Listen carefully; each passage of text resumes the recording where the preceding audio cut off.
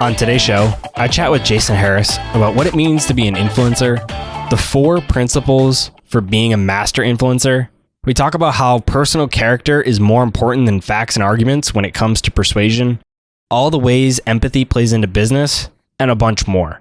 Jason Harris is the co-founder and CEO of the award-winning creative advertising agency Mekanism, co-founder of the Creative Alliance, and author of the national bestseller, The Soulful Art of Persuasion. While this episode isn't related specifically to stock investing or personal finance, I challenge you guys to think about these concepts and how you can apply them to investing, your career, your side hustles, or your business. I hope you guys enjoy this conversation. Hey everyone, welcome to the Millennial Investing Podcast. I'm your host, Robert Leonard, and with me today, I have Jason Harris. Jason, welcome to the show. Thanks for having me. Great to be here, Robert. Tell us a bit about yourself and how you got to where you are today. Okay. I grew up as a small town boy in Fairfax County, Virginia. And I was raised by 2 academics. Both my parents were teachers, and they were real heavy bookworms. And I have a sister who has sort of followed the same path. And I was always a bit of a black sheep in the family. I wanted to go out and explore and experience things. And I wasn't the most, I'm an avid reader now, but at the time I wasn't. And so I sort of always felt a little different than the environment that I was raised in, and always wanted to explore. And I got really into, when I was young, I run an advertising agency called Mekanism. And I knew at a pretty young age that I wanted to do something in the myth-making branded world, because I really loved music. And so for me, my passions were kind of music. And through music, I really learned the power of imagery and branding and what that means. And so I slowly, between that and watching a lot of commercials, I really, at a pretty young age, like 13, 14, I realized that I was either going to pursue a path in performing in music or go into the world of advertising, because it felt like a business job that was semi-artistic. And so I was very fortunate, because I think a lot of happiness in life is derived from what you spend a large majority of your time on and doing. And that fortunately or unfortunately happens to be your career, the career path you take. And so I always knew that I was going to go one of those 2 ways. And I was in a lot of bands when I was younger, and I realized pretty quickly that I was good but not great, and that wasn't my skills were not set up for a long-term musical career. And I switched, ever since I got out of school, kind of worked my way through the advertising world, and always had an entrepreneurial sort of bug inside. And so this is my second company that I started in the advertising space, and I'm about 15 years into this one. So yeah, that's a little bit of my story. I want to dive for a second into what exactly a marketing agency does, because I think that word of like marketing agency or digital marketing agencies get thrown around a lot, but I'm not sure that people listening know exactly what a marketing agency does. I know I didn't for a while. So I'd love to hear from you. What exactly is a marketing agency? What do you guys do on a day-to-day basis? So if you look at the marketing industry, there's it's really all encompassing. So marketing can be working at a brand like I don't know, Nike or Ben and Jerry's, or whatever brand you can think of. They're going to have a marketing department, and that marketing department is responsible for the brand and all the work that they put out there. And then for the agencies that support, they get hired by brands. There's different parts of marketing. So there's PR firms that are responsible for getting those brands in the press. There's experiential firms that are responsible for what happens out in the world, whether it's a Ben and Jerry's event or concert or a Nike soccer camp, they're going to be responsible for working with the brand to bring the experiences out there into life. There's social media specific agencies that just worry about how the brand appears on the social platforms. Um, there's media that will do the media buying and planning. So there's a lot of different types of companies in the space. What we do as an advertising agency is we really focus on working with the brand to create the strategy, what they're going to stand for in the world, and then the creative ideas that the brand puts out there will help develop them and produce them, and then put them out. So we have, um, we're sort of a mid-sized advertising agency, so we have a lot of the marketing components underneath us. So we have a social media specific team, we have a production team, we do media buying and planning. But really, what we're known for is taking a brand and trying to create like a 3-year plan of what the soul of the brand is, why the brand exists, and then how it comes to life out in the world. So creating actual ad commercials, digital content, but really creating the stuff that people see. Why does a company that has a marketing department need a marketing agency? Well, they don't necessarily need one, and some companies certainly do all of the things that I sort of covered in house, so under their roof.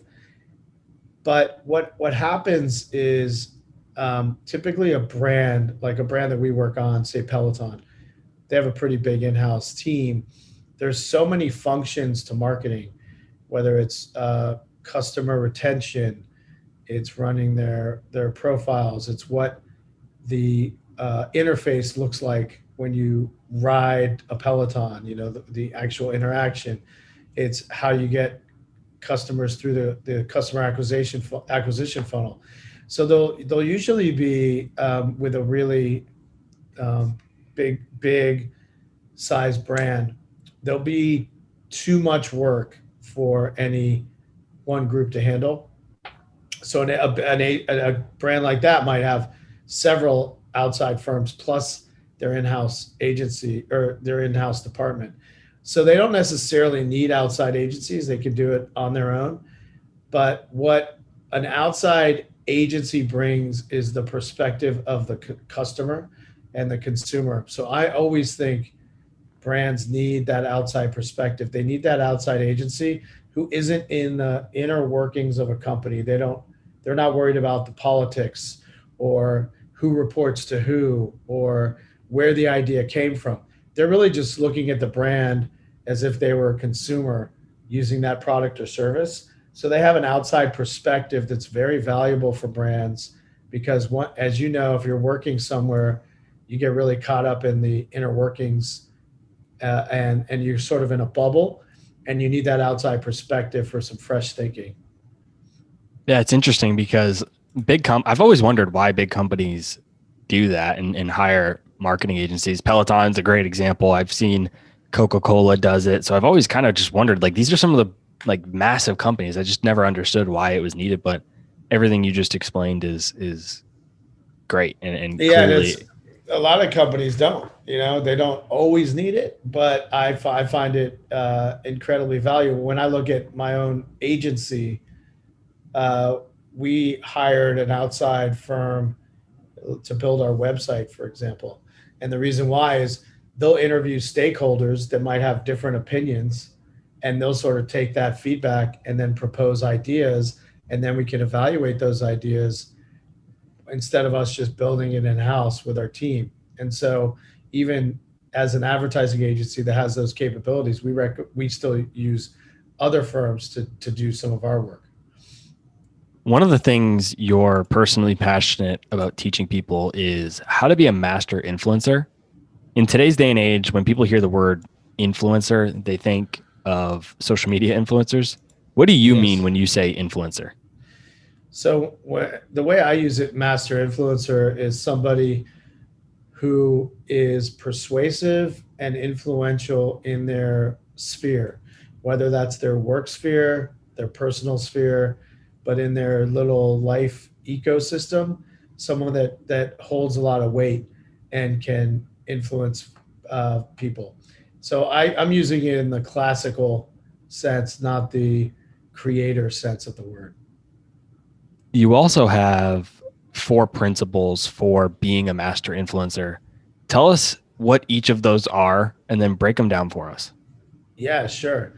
So the book, The Soulful Art of Persuasion, is really made up of 4 principles and 11 habits, and the habits can be worked on and learned. Habits really are learned behaviors. They're something that you practice enough over time and something you believe in that they become part of who you are. They become part of your sort of subconsciousness, but that takes work and practice. And those habits are built on 4 principles that I believe in, both for business success and for personal growth. And principle number one is, to break them down like at the base level, is original. And that's really the idea of being yourself because everyone else is already taken. It's about, putting your true self out there and showing the world who you are. And every place that you show up or that you appear, you bring that authentic self. It's really about knowing yourself and being a true original.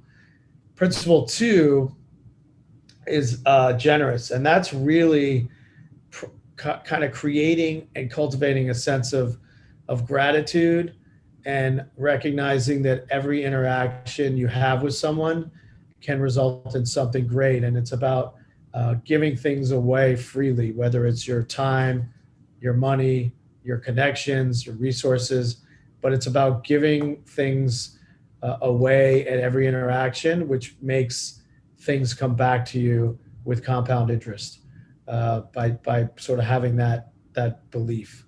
The third is empathetic, which is pretty obvious, but it's about understanding, developing a natural curiosity for other people and really learning from other people and trying to understand the other person on a more deeper level. And then soulfulness is this idea of becoming inspirational and striving to be inspirational by finding something you believe in and giving back to make the world a better place. And that makes you an inspirational person because you have this other element to you that isn't just about your happiness or your wealth or your power or your sphere of influence. And so putting those together, it's really about being yourself, becoming a generous person, understanding other people, and then trying to be an inspiration by doing something greater than yourself. Those are 4 principles that I personally live by. That's what the book is based on. And I think it leads to more influence and it leads to success in business and in your personal world. You also say that persuasion isn't about facts and arguments, rather that it's all about personal character. What do you Yeah. mean by this? And why can't you just convince someone with a fact-based argument? Because I think it's a great question. I think often people respond not just to the information, but they respond to the person who's providing that information. It's about personal character. And I think what persuades people isn't the substance of what's being said is important, but the person saying it is even more important. So when you exhibit these behaviors, you build trust with other people, you become more influential, therefore, you become more persuasive. And I think you've seen this, of course, in your own world when somebody might ask you for a favor or something that you need based on all your experiences or interactions with that person. You understand that, okay, this is, I'm going to do this for this person, or I'm going to agree with this person because I know who they are and I trust their personal character. On the flip side, someone who has exhibited behaviors that aren't necessarily positive or productive, whatever their facts are, you're not going to buy it and you're going to, not say yes. You talked about, it's funny you mention it's not just about what we say, because I remember growing up, my dad used to say that to me all the time. He said, Oh, really? it's not what you say, it's how you say it. And I probably was told that a million times as a kid. It's not what you said, it's how you said it. And I think that relates to, I didn't think my dad realized it, but that was, he was talking about this psychological concept of what you just explained. Did that sink in with you? Yeah. I mean, it's impacted me ever since I was a kid to today. That's awesome. Well, yeah, your dad knew what he was talking about. I don't think he Uh, realized he knew, but he did. it's that famous idea of people don't remember what you said; they remember how you make them feel, and that's a big part of it. And you make them feel that way by exhibiting these characteristics. We talked about empathy as one of, or being empathetic as one of your four principles, but empathy is a word that I think has been more popularized by Gary Vee lately, at least it Yeah. seems. But when he first started talking about it, I personally thought I knew what he meant. And it ended up that I really actually didn't have the right definition in my head. And I also really didn't understand how it related to business. If you can, talk to us about the ways that empathy plays a role in business and persuasion. Sure. Let me ask you a question. What was your sort of preconceived idea of empathy?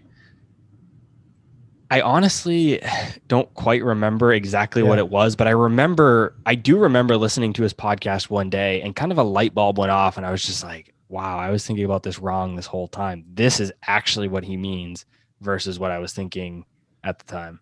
Yeah. So empathy really is about trying to, I mean, at a base level, it's putting yourself in the other person's shoes, right?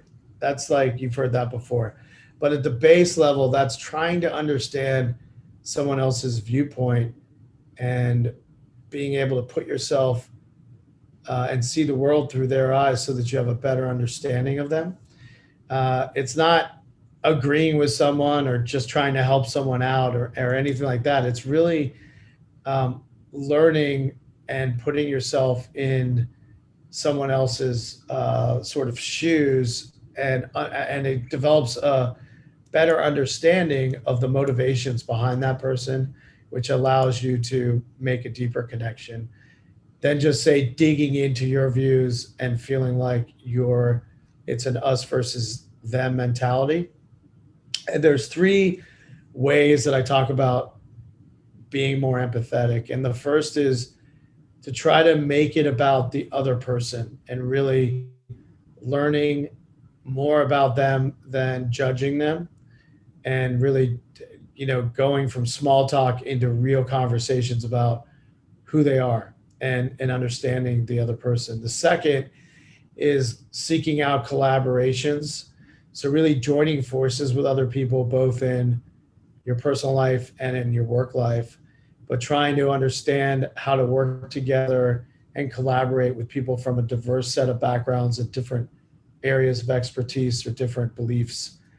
The third is seeing the world through commonalities and not differences, and trying to find the common ground and where you cross and where you share things, and really approaching each person that you encounter as an equal. It's really seeing everyone, no matter where they sit on the financial spectrum or where they sit in the world view, but approaching everyone with the same sort of lens and making everyone an equal. And the thing that I always fall back on is this idea that humans all have 99.9% of the same DNA. So if you think of how similar we all are in every part of the world, there's that 0.1% that makes us all unique and different.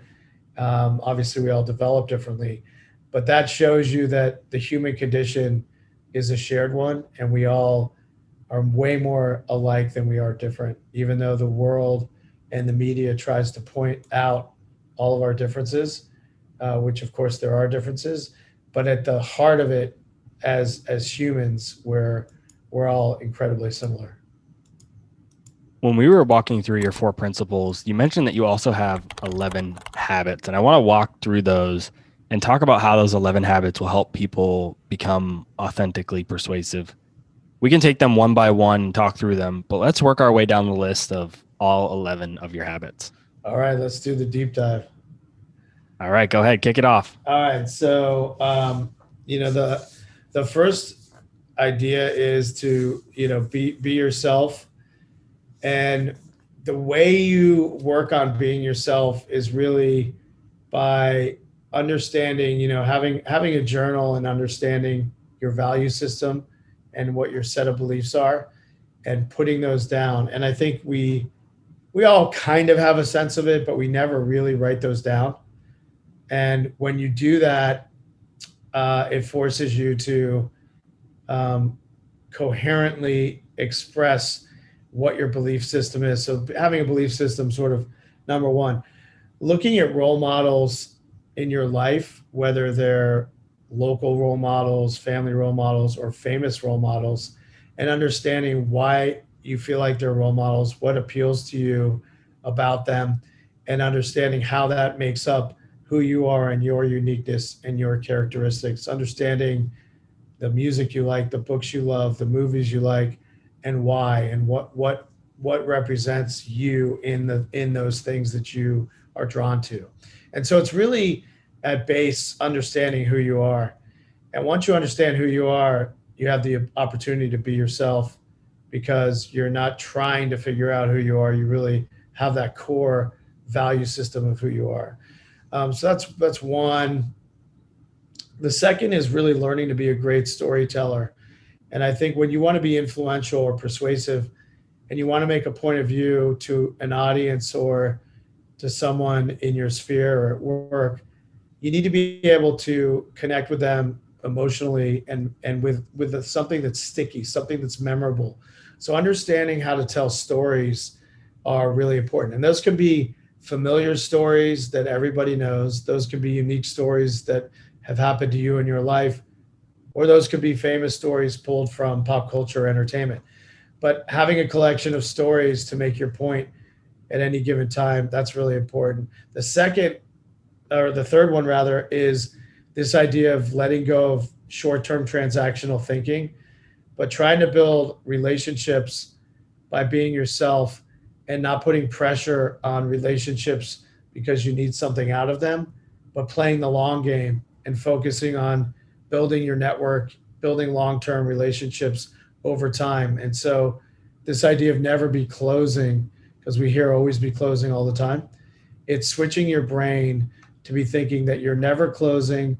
No deal that goes sideways is ever over because you've developed a relationship with that client or that person.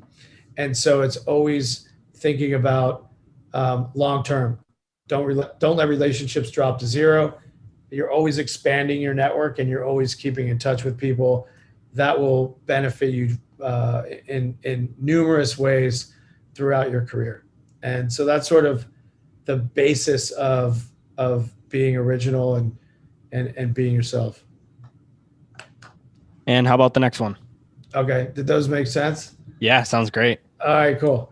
The next one's generous. There's three here that I'd like to follow. Number one is trying to give something away at every interaction.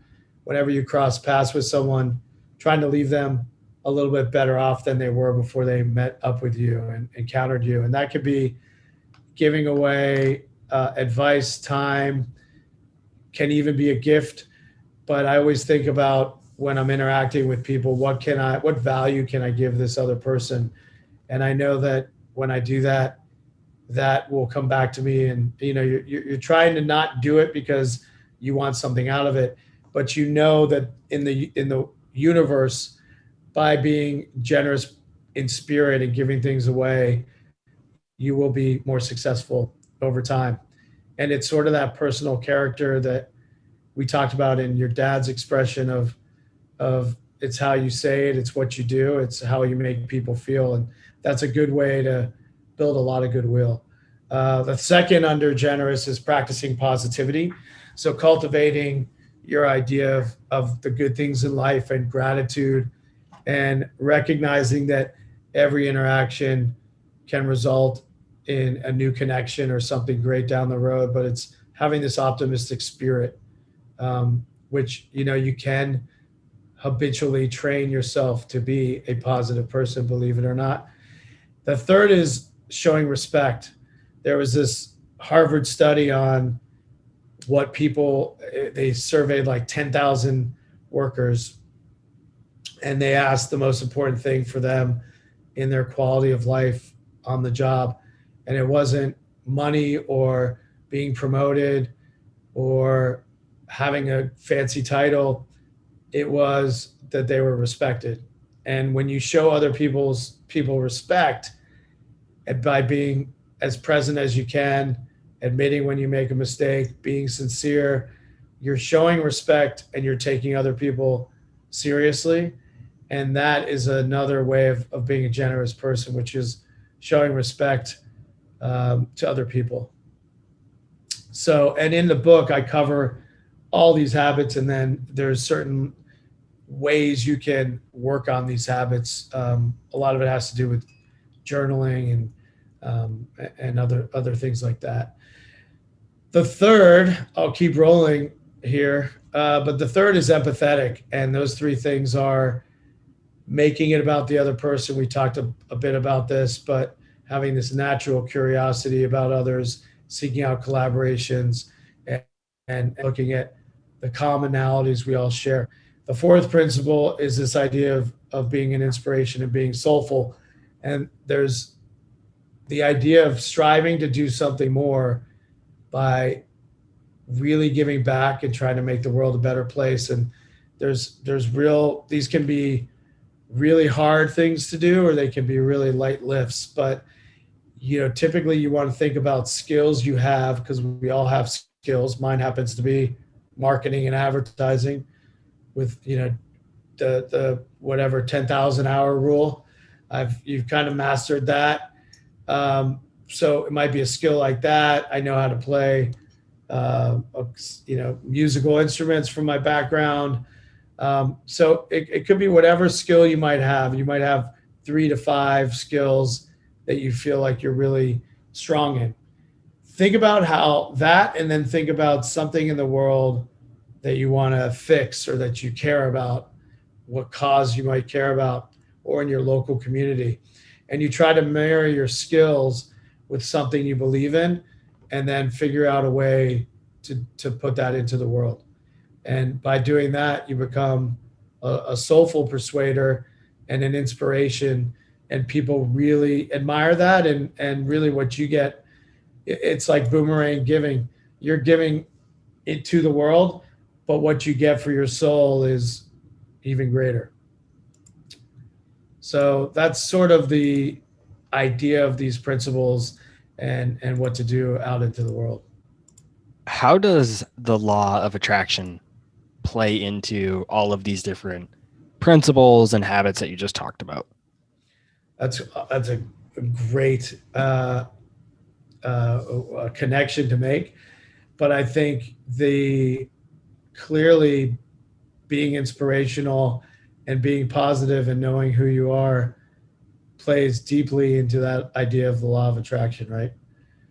How would you describe the law of attraction? I guess the most simple way that I define it for myself is putting something out into the universe, and it basically, more or less, you putting something into the universe is your way of telling the universe that you want something. Yeah, And that's the simplest way that I think about it. I think that's right. I think it's what you can imagine, you can achieve, right? And by doing that, it's very similar to the first idea of writing down your values. It's understanding what you want and then being able to be clear about it, so you consciously and subconsciously take action on the plan that you have. The thing that you want, you end up going after it because you're putting it out there. And I think these principles really help you do that, because when you understand yourself and you're always your full self, you're going to understand what you want. And then by being persuasive and influential, you're going to get there faster. So I think it dovetails really well into whatever thing you've read about the laws of attraction. Some say there's There's three, some say there's seven. But I think this dovetails really nicely into that. I actually personally haven't read anything about the law of attraction yet. I've only heard people talk about it. I've heard Yeah. podcasts about it. Some of my favorite entrepreneurs have talked about it. But there's the book Law of Attraction that I actually really want to read. Yeah. Unfortunately, I have a super long laundry list of books that I want to read, so I haven't gotten to it yet. But yeah, it's this idea that I found really interesting. And as you continue to work through your principles and your habits, I just kept feeling like there was this undertone of law of attraction there. And so I was curious to learn about that connection. I Well, also go ahead. it really is about understanding what you want and going after it. But positivity plays a huge role in that idea of the law of attraction, and the idea that positive thoughts bring positive results and negative thoughts bring negative results.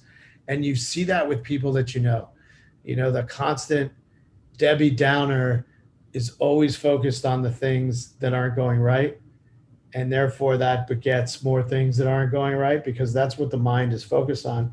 When the mind's focused on gratitude and blessings and the things that you want to pursue, that's that's where your mind and body follows what your thoughts are, and so that's where you end up going, and that's where you put your energy into.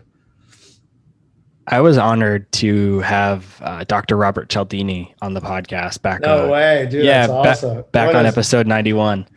Yeah, it was That's awesome. amazing. What was that like? Yeah, it was great. He was awesome. Told a lot of really good stories. Walked us through his new book, Persuasion. It was really good.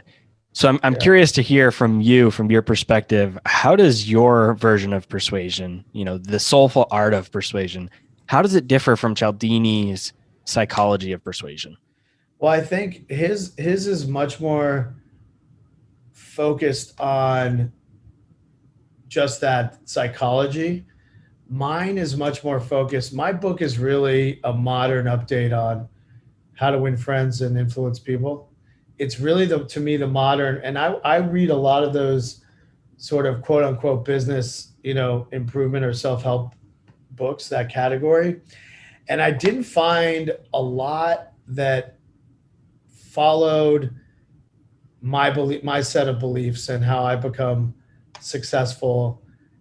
And I wanted to put my sort of modern update on that classic, because a lot of that influence genre is there's almost psychological tricks to them, versus this idea of being yourself because that's what people will respond to. It's much more about mirror matching, or um, getting someone to talk about themselves more because they love talking about themselves, because their name's the most beautiful word in the world. And so that book was written in the 20s, and I wanted to update that in 2020 to really show that influence today is a bit different, and it's evolved. And so that was really my focus. And I think Robert's work is incredibly powerful, but it's much more on the psychological versus this is about business principles. It's funny you mentioned how to win friends and influence people, because I recorded 2 podcasts today, this one with you, and then right before this I had another one. And the guy that I was speaking with said that How to Win Friends and Influence People was his favorite book. No way. But yeah, but he just said he wishes that it had a different title. He said that he thinks Dale Carnegie would, if he was alive today, he would change the title to something more modern, but more or less keep the principles and everything in the book the same, but just change the title to be a little bit more fitting to today's world. And it sounds like your book kind of might have done that. I think it's done that. Yeah, I've got there's a couple of reviews that actually made that correlation, but I have to get your previous guest a copy of my book, so when the question comes up, he can answer it. Yeah, absolutely. Yeah. So I want to get into our next part of the show. I call it the action plan.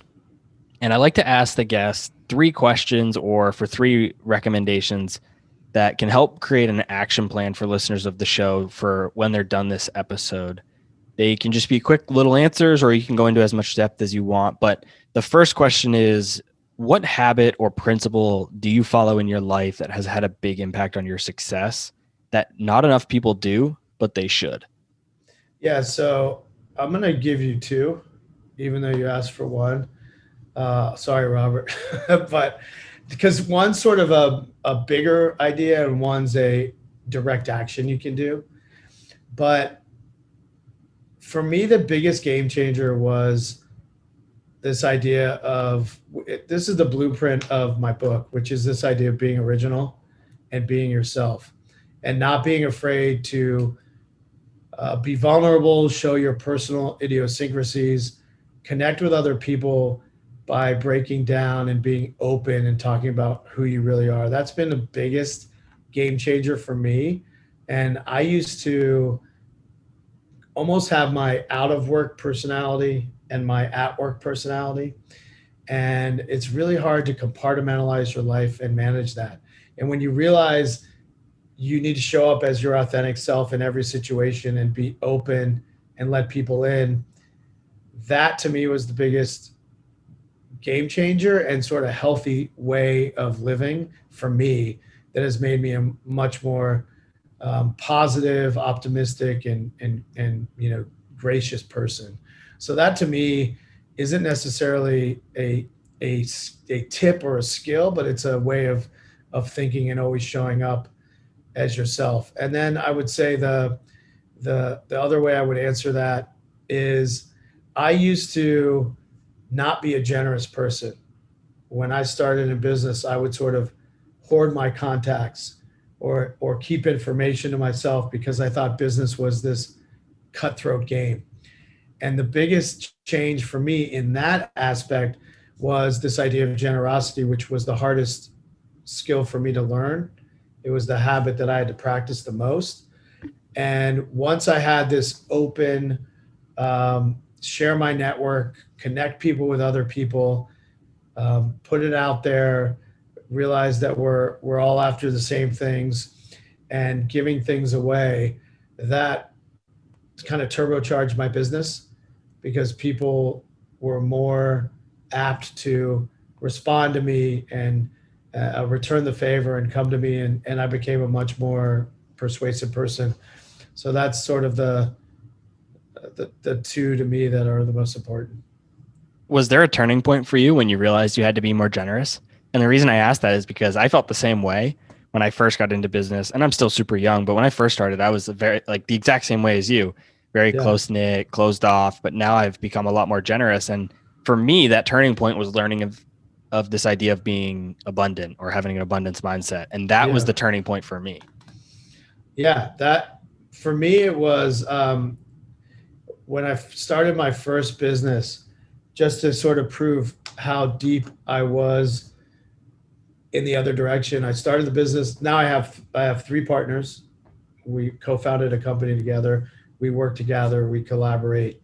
I started my last business primarily by myself. I had a friend that I worked with also in Atlanta, but it was primarily on my shoulders, and I did every aspect of the business. And that was me trying to make it on my own and not really be generous of spirit and share and welcome people in. And after about 18 months, I fried myself. I was burned, I was broken, I was unhappy. And that to me was a point in time when I knew I had to change the way I thought and the way I worked. And that was the incident that really sparked me to be like, hey, I don't think I'm doing this right. And I'm going to do it in a different way. What has been the most influential book in your life? It doesn't necessarily have to be your favorite. I like people to distinguish the difference between favorite and most influential because they're not always the same. So, what has had the most impact on you? You know, there's just so many, but I come back to I love Hemingway, and I don't know if you've read any Hemingway, but I lived in Spain for a bit, and I read The Sun Also Rises, and I really got into his simple sort of staccato style of writing and the rhythm of how he writes. And I read The Old Man and the Sea, which is, I mean, I'm not into fishing at all really, But the way he wrote the story and the metaphor of that story about, this fisherman who catches this big fish, big marlin, and then the sharks kind of take it down, and then his hunt to overcome those obstacles. The allegory for me in that book, and because I love his writing, was pushing through obstacles when the going gets rough. Keep going through it and get to the end and get to your goal. And that just always stuck with me. Similar like how your dad said something on repeat. That book like stuck in my cranium, and when I always think about it when things are hard or there's a challenge or there's an obstacle that you want to run from, and it makes me focus on getting through that obstacle, and the only way past it is through it. And that book has really influenced me. When this episode is over, before the listener quickly jumps to the next podcast episode queued up in their player, what is one action they should take that can really help improve their life, career, or business? I think one action that can dramatically improve your listeners' quality of life that we have talked about is find a way to do something to apply one of your skills to give back. And it could be small, and it could be an hour a week. It could be massive, like starting a nonprofit. But whatever it is, find a way to apply. If you're an excellent chess player, giving free chess lessons to inner city kids. If you care about the homeless population, it's spending a half hour to have a conversation with a homeless person once a week. Whatever it might be, whatever thing in the world you care about, spend a little bit of your energy on it. That will make the biggest sea change in your happiness and your perspective and your success. And I realized that I didn't realize that until I was 40 years old, and I had to take some of my advertising skills to do work on college campuses. And really, I was almost forced into this idea of doing social good. But that act, and when I started doing that, it really changed my entire perspective and my entire happiness in what I do and the skills that I have. Before we give a handoff to where people can find you, I like to wrap up the show by turning the tables a bit and letting the guest ask me a question. So what question, Jason, do you have for me? What is the biggest breakthrough learning that you've had, Robert, by starting this podcast? Probably my ability to speak to people and really to realize that, these ultra successful people are no different than me. And that has probably been my biggest revelation. And that's taken form in a couple different ways, but there's been guests that are these super high profile guys like Sharks on Shark Tank and, Cialdini and Robert Kiyosaki and some of these really well-known guys. And I'm not saying this happened with any of them specifically, but kids will run into the room during a recording, or their dog will jump on their lap, or, I've had some ultra successful guys that own NBA teams and stuff, and they, they'll be in a sweatshirt and sweatpants. And it just really, all these different things really made me realize, like, these are just normal guys. They're just normal people, and they've done extraordinary things, and they're no different than me. They have all the same life challenges that I have. And if they can do it, then I can do it too. And so that's probably been the biggest thing that I've learned and taken away from hosting the podcast. I love that. That's awesome. Thank you. You realize that we're sort of all on the same playing field, right? Yeah, and exactly. We have all these similarities that we talked about. Yeah. Yeah, because when you're not connected, a lot of times from the outside, it seems like they're, these untouchable people. And when you get a chance to sit down and chat with them, you realize that that's not necessarily the case. And it's honestly inspiring in its own way. And it at least gives me a lot of motivation for what I'm building, because it actually seems attainable. I love that. That's awesome. Where can the audience go, Jason, to connect with you, find you on the internet, follow you on social media? Where's the best place to connect with you? Sure. I'm on all the channels at Jason _Harris on Twitter and Instagram, LinkedIn. And then I have a website, thesoulfulart.com, where you can find out more about me and more about this project. And yeah, that's it. Awesome. I'll be sure to put a link to all those different resources, your book, all kinds of different things that we talked about in the show notes below for anybody that's interested. Jason, thanks so much for joining me. Thanks, Robert. This was awesome. Appreciate it. Thanks for watching. Make sure to subscribe and hit that notification bell so you don't miss out on our next podcast episode and new investing resources. What are your takeaways and thoughts about this discussion? Let us know in the comments section below.